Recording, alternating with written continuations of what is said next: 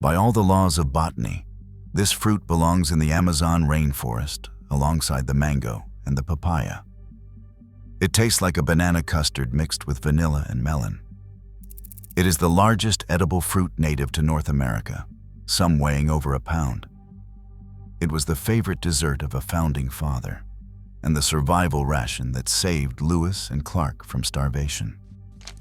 But walk into a Walmart, a Whole Foods, or a Kroger anywhere in the United States, and you will find apples from New Zealand and bananas from Ecuador.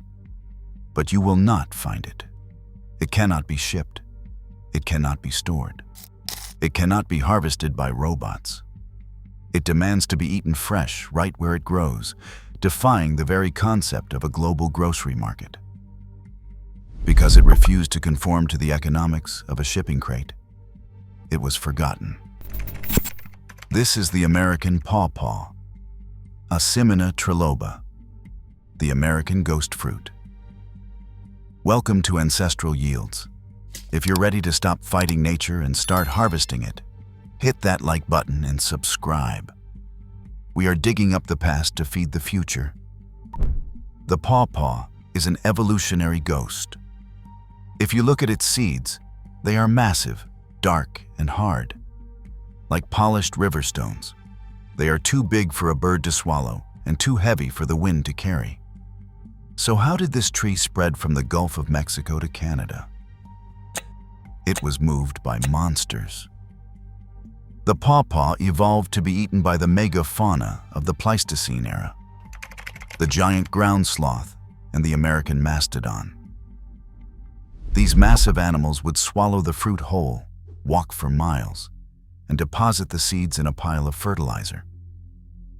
When the megafauna went extinct 10,000 years ago, the pawpaw should have died with them. But a new steward stepped in: humans. Indigenous peoples of North America recognized the value of this high-calorie fruit. The Shawnee and Cherokee cultivated the trees, planting them along trade routes and riverbanks. The fruit was so central to their diet that the Shawnee calendar had a dedicated pawpaw month in late summer. They managed the forests to ensure these groves thrived. When European explorers arrived, they survived on this indigenous fruit. Hernando de Soto recorded the fruit in 1541. But the most famous endorsement came in 1806 from the Lewis and Clark expedition. On their return journey through Missouri, the expedition ran out of food. They were miles from home, exhausted, and facing starvation. Their journals explicitly state that for days, the men were subsisting on pawpaws harvested from the riverbanks. The map of the American West was drawn by men fueled by this fruit. It reached the highest offices in the land. George Washington's favorite dessert was chilled pawpaw. Thomas Jefferson cultivated them at Monticello, and he sent seeds to his friends in Europe as he tried to export this American delicacy. So how did it fall from the table of presidents to an obscure weed? The answer lies in the Great Depression. During the 1930s, when food was scarce, rural families survived on pawpaws because they were free and abundant. They earned the nickname the poor man's banana. After World War II, when the economy boomed and supermarkets filled with exotic, perfect-looking fruits from the tropics, no one wanted to be seen eating the poor man's food. We traded an heirloom fruit for the status symbol of a Cavendish banana. The pawpaw belongs to the Annonaceae family, the Custard Apple family. Its cousins are the soursop, the cherry moya, and the ylang ylang, plants that thrive in the steamy heat of the tropics. Yet, millions of years ago, the pawpaw migrated north. It adapted to the freezing winters of Ohio, Kentucky, and Michigan, surviving temperatures as low as -20 degrees Fahrenheit, -29 degrees Celsius, all while keeping its tropical soul. When you cut one open, you do not find the crisp, watery flesh of a temperate fruit like a pear. You find a creamy yellow custard that you eat with a spoon. And when we look at the nutritional data, the difference between the pawpaw and the fruits we see in the grocery store is embarrassing. In a standard 100-gram serving, the pawpaw behaves more like a survival ration than a fruit. First, protein. Most fruits are devoid of it. An apple contains about 0.3 grams per serving. The pawpaw contains 1.2 grams. That is 4 times the protein density. It also contains 1.2 grams of fat per serving, composed of healthy unsaturated fatty acids. Apples and bananas have almost 0. This lipid content is what gives the pawpaw its incredible satiety. It fills you up like a meal, not a snack. Then, vitamin C. We usually turn to imported citrus or bananas for this. A banana provides about 8.7 milligrams per serving. The pawpaw delivers 18.3 milligrams, more than double the banana and 3 times that of an apple. But the real shock comes in the mineral profile. Take magnesium, a mineral that 50% of the US population is deficient in. We are told to eat bananas for magnesium. A banana offers about 27 milligrams per 100 grams serving. The pawpaw delivers 113 milligrams. That is 4 times the magnesium of a banana. Iron is even more dramatic. Apples provide a negligible 0.1 milligrams of iron. The pawpaw has been reported to contain up to 7 milligrams per 100 grams serving. That is an iron density usually found in spinach or lentils, not in a dessert fruit. Finally, manganese, critical for bone health and metabolism. A single serving of pawpaw provides 2.6 milligrams, which is over 100% of your daily recommended value. So why have most Americans never heard of it? It has to do with the brutal efficiency of the modern supply chain. To be sold in a grocery store, a fruit must meet 3 criteria.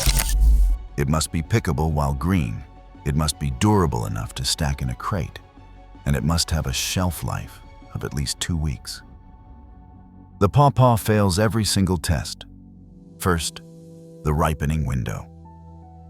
You cannot pick a pawpaw green. If you pick it before it fully ripens on the tree, it will never ripen. It will just turn black and rot. You have to wait until it is perfectly soft. Second, the durability. A ripe pawpaw is as soft as a custard-filled balloon. If you put them in a crate, the bottom layer turns to applesauce before the truck even leaves the farm. They cannot handle a conveyor belt. They cannot be tossed into a bin. Third, the shelf life. Once a pawpaw is ripe, you have a ticking clock. It lasts about 2 to 3 days at room temperature before it ferments and spoils. The modern grocery store is a machine designed for durability, not flavor. The reason you can buy an apple in July is that it was picked in October, covered in wax, and stored in a warehouse filled with nitrogen gas to stop it from aging. You cannot do that to a pawpaw. It demands to be eaten fresh, local, and in season. It is the anti-industrial fruit. And because corporations could not figure out how to put a barcode on it, they decided it was not worth selling. There is one other barrier to mass consumption, and it is one you need to take seriously. The pawpaw has a chemical defense. The skin and those large, beautiful seeds contain annonaceae, a neurotoxin. This compound is found in many plants in the custard apple family. Research has suggested that chronic consumption of high levels of annonaceae, specifically eating the skin, chewing the seeds, or making tea from the leaves, can be linked to atypical Parkinsonism. Now do not panic. The edible pulp, the yellow custard, is safe and has been eaten for thousands of years. Processing pawpaws requires human hands to carefully separate the skin and seeds from the flesh. That labor costs money. In a world that wants cheap, automated food, the pawpaw is simply too high maintenance. This means that if you want to taste the fruit that saved Lewis and Clark, You have to find a grower, or better yet, grow it yourself. But before you run into the woods to forage, a warning. You need to know what you are looking for. Growing in the same river valleys as the pawpaw is a plant called the red buckeye, Aesculus pavia. To the untrained eye, the nuts of the buckeye on the ground can look vaguely like small, unripe pawpaw fruit. The buckeye is toxics. Here's how you tell them apart. Look at the leaves. Pawpaw leaves are simple and alternate. They look like giant, single teardrops hanging from the branch. Buckeye leaves are palmate. They have 5 leaflets spreading out from a central point, like the fingers of a hand. The ultimate test is the smell. Crush a leaf in your hand. A buckeye leaf smells like grass. A pawpaw leaf smells distinctly like asphalt, diesel fuel, or green peppers. It is a pungent, unmistakably prehistoric smell. Now, how do you plant it? Do not try to dig up a wild tree from the woods. Wild pawpaws grow in colonies connected by underground roots. If you dig up a small tree, you are likely severing a sucker that has no taproot of its own. It will die. You need to get seeds or grafted trees. Buy from reputable nurseries that specialize in improved genetics. Look for Kentucky State University, Peterson Pawpaws, One Green World, or Peaceful Heritage. These breeders have spent decades selecting for bigger fruit with more flesh and fewer seeds. The seeds need to go through a mock winter. If you buy dry seeds, they are dead. Pawpaw seeds must stay moist. Put them in a bag of damp peat moss in your refrigerator for 70 to 100 days.